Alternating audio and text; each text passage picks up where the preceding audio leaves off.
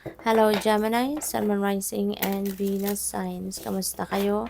Sana po nasa mabuti kayong kalagayan. Welcome back po sa Star Tarot. At kung bago kayo dito, welcome din po kayo. Please subscribe, like, share my videos, and leave me a comment kung naka-resonate kayo. Thank you. So tignan natin kung ano yung mga messages ni Gemini. We have no fear. Fear is a trap of the ego. Allow me to use my sword of light to free you from the disquieting feelings holding you back. Okay? Have no fear. Maging matapang ka. Okay? Um, wag mong hayaan, 'di ba? Wag mong hayaan na yung takot ang mamayani sa puso mo, sa isip mo, 'di ba? Sa buhay mo. Okay? Sabi dito ni Archangel Michael sa'yo, allow me to use my sword of light to free you from the disquieting feelings holding you back. So, payagan mo siya, diba? Nakikiusap siya sa'yo, napayagan mo si Archangel Michael, no? Payagan mo siya na i-cut through niya or i-cut off niya, diba? Yung takot na nararamdaman mo, diba? Uh, uh, at gamitin niya yung kanyang sword of light, 'di ba? Para matanggal yung connection mo from this feeling na bumabagabag sa iyo, no? Kaya 'yun ang nag-aano sa inyo, 'yun ang pumipigil kumbaga sa iyo, 'di ba? Na mag-take action. So, by the way, Gemini, I would like to say hi muna and shout out sa ating beloved channel member na si At Alexander Turalba 3777. Maraming salamat po for supporting my channel at sa inyong mga donasyon po. Maraming salamat for always sending me donation through super thanks. No? Maraming salamat po. May God bless you more. Thank you. So get your power back. You have forgotten who you are. You are a child of divine. So take back your power. Okay? So baka nagkaroon kayo dito ng sitwasyon na parang hinayaan mo yung ibang tao, no? Na sila yung magpatakbo ng buhay mo. Maybe you have given your personal power, no? To someone else dito in the past at patuloy, no? Patuloy na nagiging patuloy na sila yung parang nagdidikta ng buhay mo. Sila yung nagsasabi kung anong gagawin mo. Sila yung nagsasabi kung saan ka patungo, yung gano'n, 'di ba? So, ngayon you are going to get your power back. All right? You're going to get your power back. Maglalakas ka na ng loob ngayon, no? Nakunin kung ano ang para sa iyo. Maglalakas ka na ng loob na bawiin, no? Yung inyong kapangyarihan over yourself. So what else? We have you will manifest what you need. Okay? Express gratitude as if your plans have already come to pass. Trust that your angels are bringing you the assistance you need.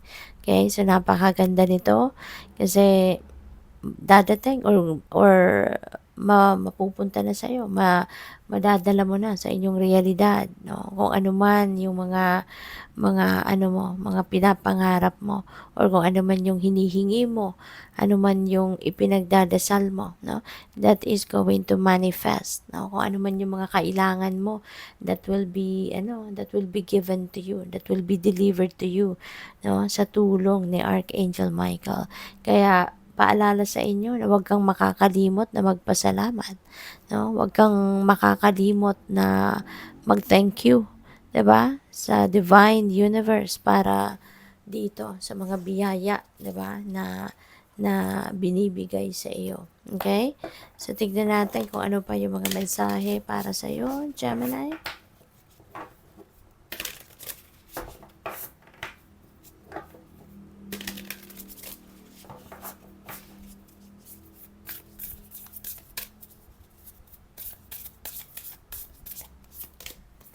We have Knight, be brave and honest.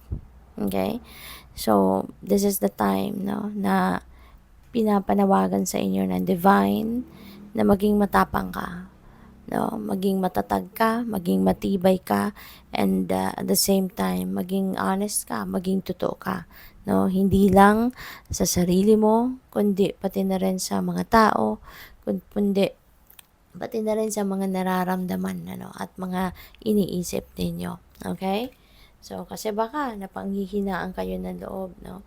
Baka kayo'y natatakot, 'di ba? Kaya ito yung panawagan sa inyo. Maging matapang ka, maging matatag ka. Always remember, no, na you will not go anywhere, no? You can't be anywhere kung saan mo man gustong mapunta or kung ano man ang gusto mong mangyari sa buhay mo if ikaw ay merong takot na nararamdaman.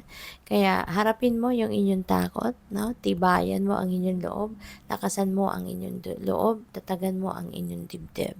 Okay? So what else? We have shield maiden, make plans and focus. Okay?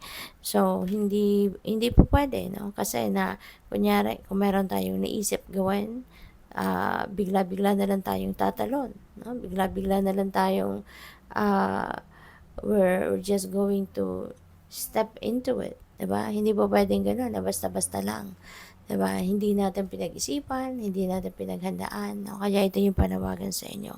Make plans, no? And once na nakapagplano ka, once na na-concretize mo na kung ano ang dapat mong gawin, then put your 100% focus on it para yan ay talagang mapagtagumpayan mo.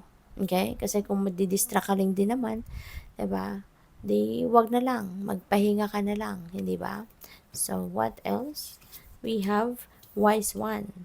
Ayan. So grow within your current situation. Okay? So kung ano man ang mga nangyayari sa buhay mo sa ngayon, ano man ang inyong sitwasyon sa ngayon, 'di ba? Grow within. Maaring meron kayong mga sitwasyon sa ngayon na marami kayong matututunan, no? Maaring may mga sitwasyon sa ngayon na um, pwedeng challenging, 'di ba? Pwedeng maraming pagsubok ang maaring nararanasan ninyo, and that is going to help you grow as a person. That is going to help you na mas maging matatag ka, maging matibay ka, maging resilient ka, diba? So good luck sa iyo. Thank you for watching Love and Light. Namaste.